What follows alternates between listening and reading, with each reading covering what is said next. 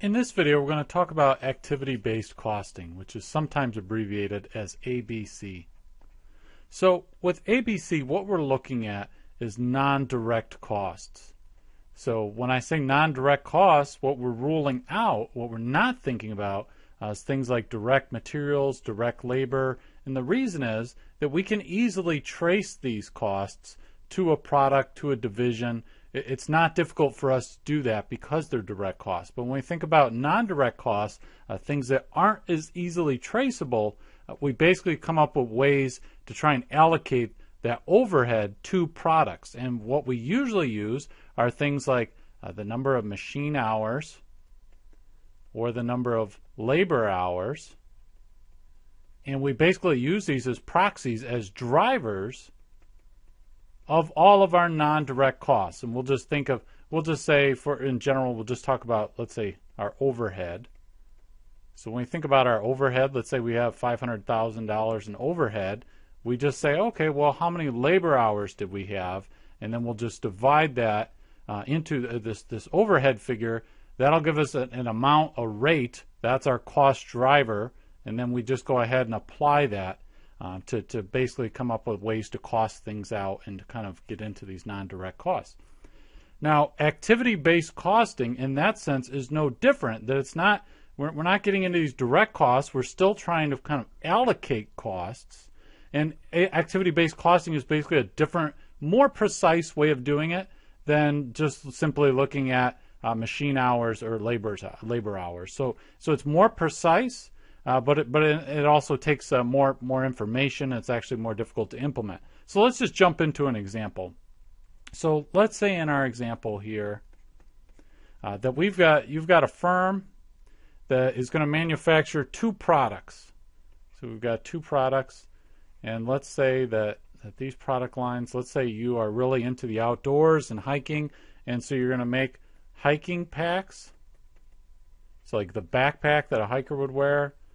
And then you will make tents. Those are the two things that you're going to make. So when we think about, okay, how will we go about implementing an ABC system? Let's say previously you used machine hours or something like that. That looks terrible. And now you want to use ABC. So first thing we need to do, and we can just think of this in terms of steps if you want.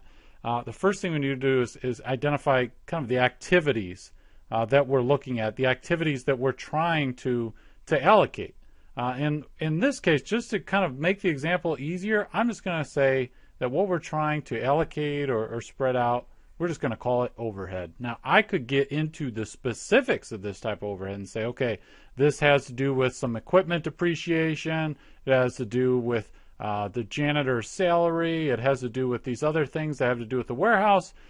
And we could even say, okay, well, we're going to have manufacturing overhead, and then we're also just going to kind of have a separate thing where instead of this overhead, we also have another category of SG&A expenses.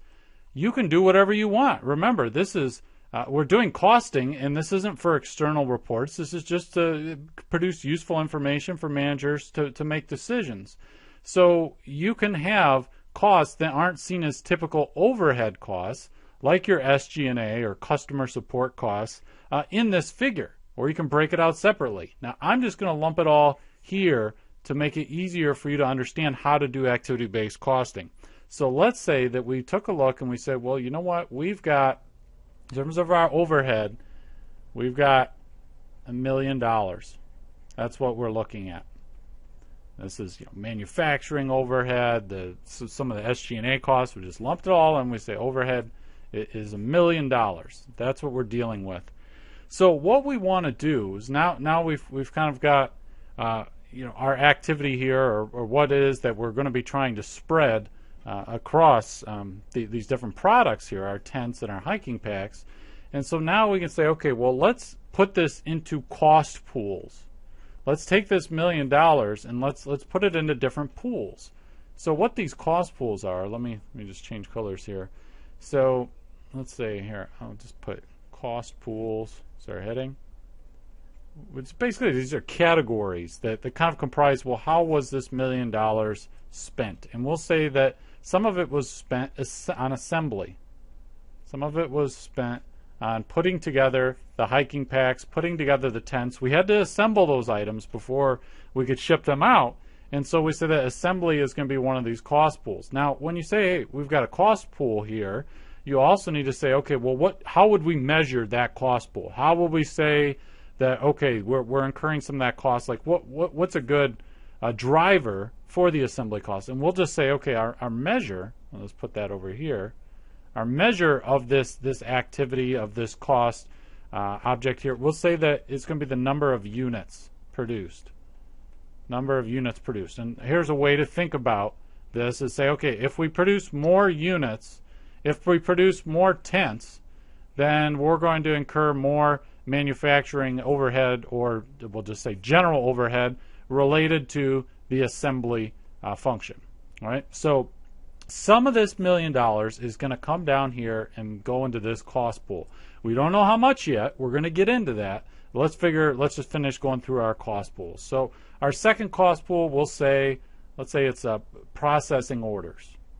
Now you say, well, if you're asking yourself, where do we even come up with these cost pools? Where are you getting this? Well, this is something that's different to every organization. And so one organization might say, well, you know what, really this is trivial. We don't need to deal with that. So it's specific to the organization, and we're just saying we've spoken with the managers, and these are the cost pools they feel are most relevant. So we say processing orders, and then the measure, what drives the processing orders? Well, the number of orders. Right? So if all else equal, if we have more orders, we're going to incur more cost related to processing those orders. So that kind of makes sense, and we just work our way through and say the next thing, let's say there's customer support is a cost pool. And you say, well, what is customer support? What are you talking about? Well, when you sell a product, you'll often have people complain about the quality, and then they have to talk to somebody. Maybe there was a part that was defective, and they call and get support staff. There's any number of reasons that a firm is going to incur costs relative to this customer support. And a good way of saying, okay, well, what's a measure for customer support? What might be something that drives it? Well, we can say the number of customers. So the more customers we have, the more people we might have, or companies we might have, calling us saying, hey, you know what, I'm not really happy with these tents that I received, and so forth. So another cost pool, which is quite common, is just to have a pool called other. Now with other, we're not going to have any measure. Basically, other is just saying, okay, these are things that we actually call them, there's a phrase for them. Some people call them organization sustaining activities. This might be something like, for example, let's say the lease on the factory, right? So we've got a lease on the factory to produce our tents and our hiking packs, and we say, you know what, that really doesn't fall into any of these cost pools, and we really don't even want to be assigning it to either the hiking pack division or the tent division anyways, because realistically, if we got rid of one of those products, we're still going to need the factory, right? So we just say, okay, well, we really just going to dump this in this other category because we don't really want to spread that cost. We just really want to be looking at these cost pools right here. This is what we feel is the best basis for comparison. So now that we've got our cost pools, what we need to do is say, okay, well, we need to take this $1 million and we need to spread it. Spread it throughout these cost pools, right? So assembly is going to get some, processing is going to get some, customer support, and then they're all going to get some. And we say, well, how do we know, how do we go ahead and do that? Well, and again, you think about it in terms of steps, this would be step 2, is now we assign that overhead to these cost pools, and we're going to do it by estimating a percentage of this overhead that relates to each one of these functions. Each one of these cost pools. Now, how do you figure that out? Well, you're going to do interviews. You're going to do interviews with maybe some of the factory workers, and you say, okay, how much of your time, what percent of your time would you say you end up dealing with assembly or with, you start thinking about the overhead and say, okay, what, is this 90% of this has to do with assembly, or is it 90% has to do with customer support? So you interview your staff. And this is where kind of the subjective nature of ABC system comes into play. But ultimately, you interview people and you find out, and you say, okay, wait a minute. We've done a lot of checking. And we think, okay, let me just write this out here. Let's say you say, okay, you know what, 50% of this, we estimate, has to do with assembly, right? So 50% has to do with assembly, and then let's say 10% has to do with processing, and then let's say you estimate 25% has to do, has to do with customer support, and then 15% has to do with other. That's the lease on the factory or something. So I'm actually, I know this looks terrible penmanship here, so let me just scroll down and we'll make this a little better. So let's say here, we'll just write that. So we've got assembly. So now we need to, so we've got, here's our pool. I'll just put pool. And now we'll say the cost. We need to know the cost that is going to end up in this cost pool. I'll just call it cost pool. And then the cost that is going to end up here, right here. We need to know that. So what we do is we say, okay, well, we've got 50% goes to assembly, and then we've got $1 million. So 50% of $1 million is $500,000, right?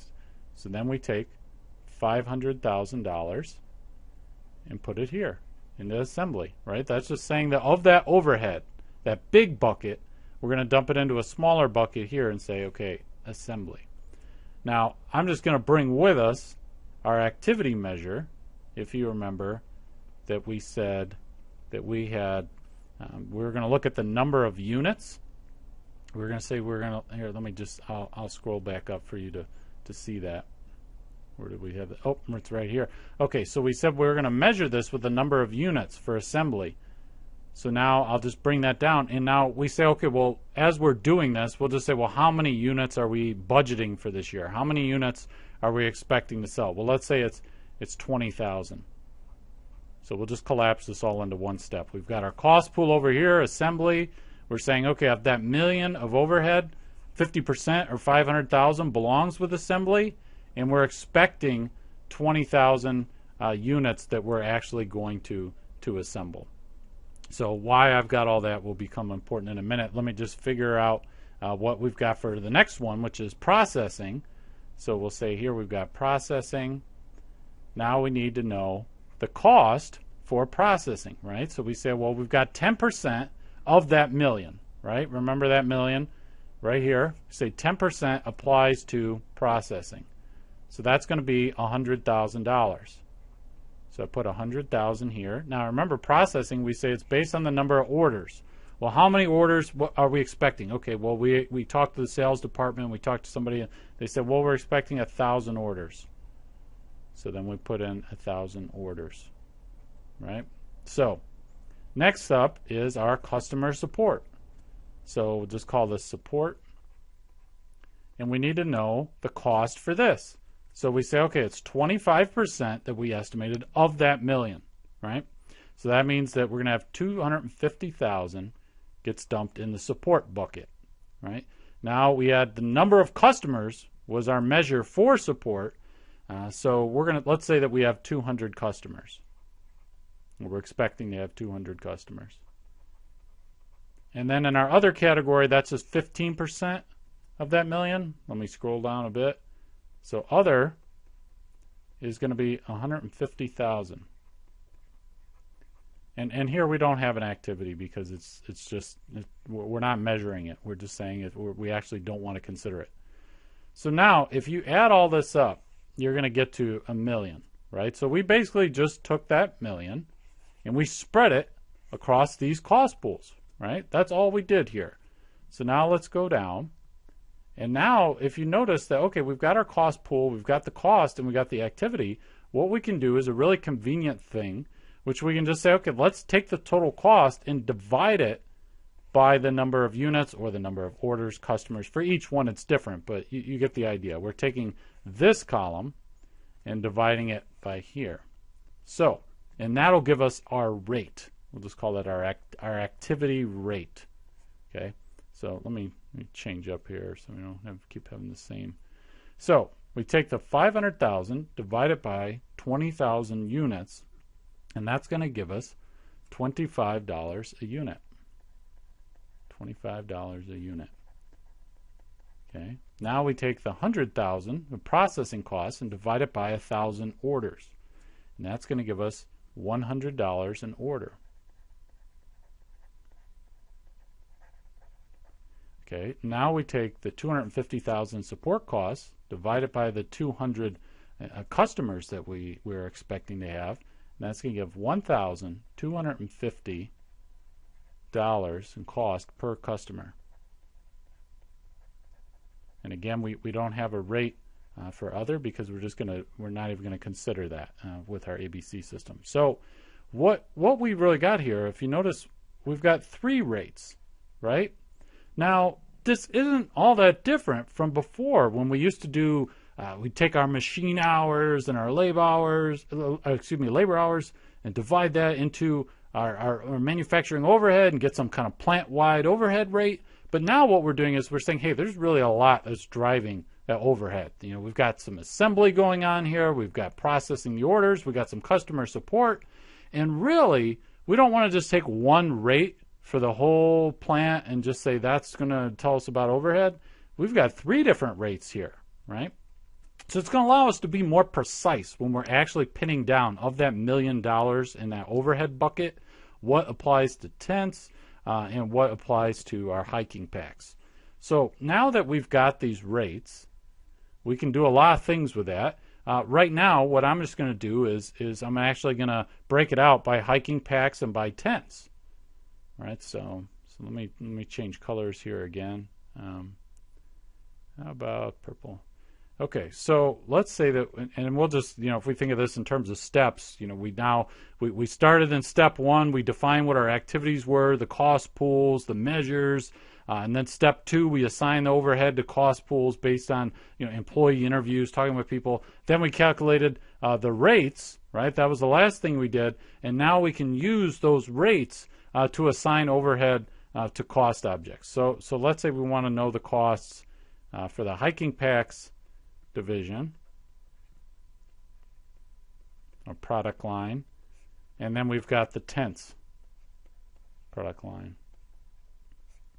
So we say, let's just assume that we say, okay, well, we sell 10,000 units of hiking packs, and we're going to sell 10,000 tents. So 10,000 of each, right? So now this is actually going to be pretty simple. So this is now the reason I put so units here, we're actually going to think of first our assembly, right? So and actually let me write that down here. If you can see that, assembly would be our first one. I should have put that in there. My apologies. So 10,000 units. What is that going to lead to in cost? Well, we have that $25 a unit. So for each of these, it's going to be $250,000. Let me change again. So $250,000 is the cost. When we look at there, 250,000. We have 10,000 units of tents, 10,000 units of hiking packs, and so that's going to lead. Basically, we're splitting this 500,000 is going to end up going half over here and then half over here with the tents. And another way of looking at it is just that $25 a unit. So we're producing the same amount of units for each. But now let's make things a little bit more interesting. So now let's get into the processing. So even though they have the same number of units, let's just say that when we look at the processing, remember it's the number of orders. Well, let's say that we have 700 orders for hiking packs, and then we only have 300 orders for tents. Okay, so now we take this rate that we calculated and we multiply it by the number of orders. So it's $100 an order, right? So we take 700 times $100, and that's going to give us 70,000. Now over here, we take the 300 orders times $100 an order. That's going to give us 30,000. Okay. Now we can go and say, well, we need to look at support next. So we'll take the customer support, and remember that the number of customers was what we looked at as our measure there. So let's say that we have 150 customers buying things for our hiking packs. So that's 150, and then we have 50 customers for our tents. And now we can go ahead and look at the cost, and we say, well, it's $1,250 a customer. That's our rate. So 1,250 times 150, that's going to give us 187,500.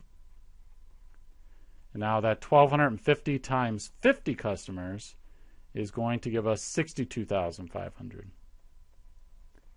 Now again, we don't worry about the other because we're not trying to assign that cost to the hiking packs or to the tent division. We're actually going to ignore that. We don't believe that that's relevant. So now we can add up the costs for each of these divisions. So we say, let me change colors again. So we've got, I believe we've got 507,500 here. And then over here, we're going to have 342,500. That's our total cost. Now again, remember, these costs do not include direct materials, direct labor, right? So you don't want to base your entire decision and say, oh, well, we want to get rid of this one product line or something just simply because of this. This is one input into the cost of the hiking packs and the tents. So when we think about this, we think, okay, well, what's going on here? We have the same number of units for each one, but we end up with these different cost totals. And it looks like that we say, okay, well, our hiking packs, they're being ordered more frequently and by a larger number of customers.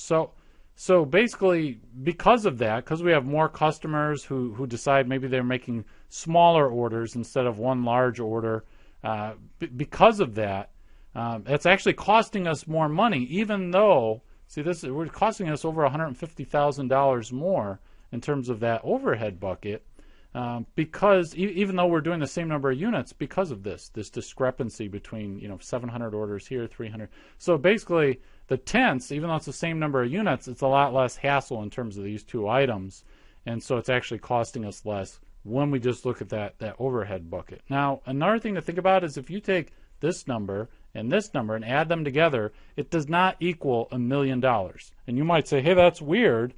Why is that not equal $1 million? Because remember, we started with $1 million in that overhead bucket. Well, the reason is that we didn't want to account for that other, right? That lease on the on the factory or whatever it was. So that's okay that these two numbers do not equal that number right there. So that's fine. And so ABC, important takeaway is that ABC is nice, that it helps us kind of get a better idea of what the specific costs and cost drivers are for the hiking packs divisions and the tent division, instead of just lumping the $1 million into just one big bucket and just saying, okay, we're going to come up, look at the number of machine hours, and then just take one plant-wide overhead rate and just apply that to the entire both divisions. We're instead taking multiple rates based on these different cost pools that we identified by talking with our employees to see what is really driving the costs that are in that million. And then we identify those rates, and then we apply them to get our total cost for the hiking packs and the tent division. And then we can go ahead and look at our direct costs, direct materials, and direct labor, put that together with these costs, and then we really have an accurate view of what the cost is for each division.